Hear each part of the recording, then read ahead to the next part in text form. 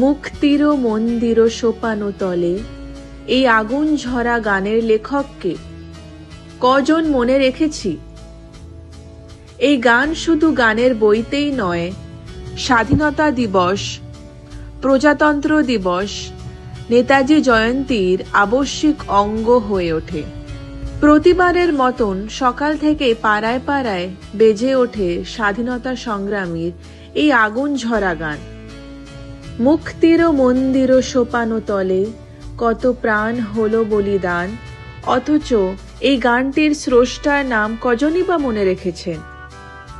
জানবেন, এই গানটি লিখেছিলেন কবি মোহিনী চৌধুরী। তিনি একজন কিংবদন্তি গীতিকার, যিনি স্বাধীনতা সংগ্রামের আবেগকে শব্দে বেঁধে যুগের পর যুগ মানুষের মনে বাঁচিয়ে রেখেছেন। 1920 সালে 5ই সেপ্টেম্বর বাংলাদেশের ফরিদপুর জেলার কটালীপাড়ায় উনি জন্মগ্রহণ করেছিলেন। উনি ছাত্র অবস্থাতেই সপরিবারে বাংলাদেশ ছেড়ে কলকাতায় চলে আসেন।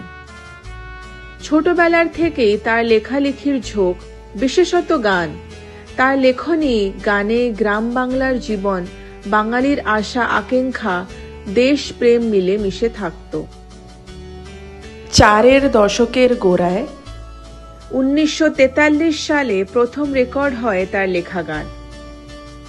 মুক্তির মন্দির সোপানো তলে সেই গানের সুরারোপ করে প্রথম গেয়ে শোনান কৃষ্ণচন্দ্র দে। তিনির গাওয়া গানটি এতটাই জনপ্রিয় হয়েছিল তা আর বলার অপেক্ষা রাখে না।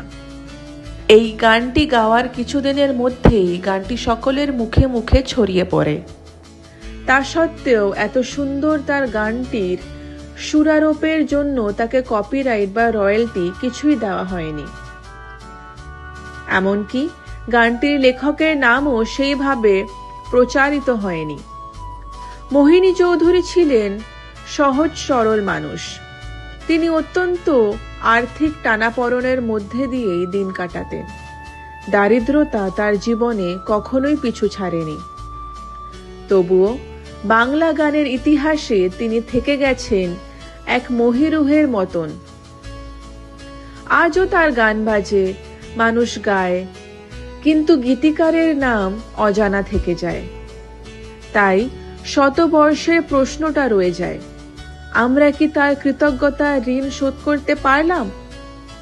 যে মানুষ বাংলা স্বদেশী গানের ভান্ডারকে বহু গান দিয়ে সমৃদ্ধ করেছেন, তাকে মনে রাখাই হোক আমাদের স্বাধীনতা দিবসের আসল অঙ্গীকার।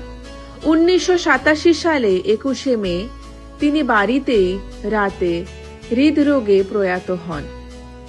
এমন একজন বরণীয় মানুষের মৃত্যুতে সঙ্গীত জগৎ বা রাজনৈতিক জগতের একজন মানুষও হাজির হননি। এমনকি যাদের সাথে আগের দিন স্টুডিওতে গান রেকর্ডিং এর কাজে যুক্ত ছিলেন, তারাও না। ভাবতে অবাক লাগে, আমরা কি একটু সহানুভূতির সহিত তাকে শ্রদ্ধা জানাতে পারি না?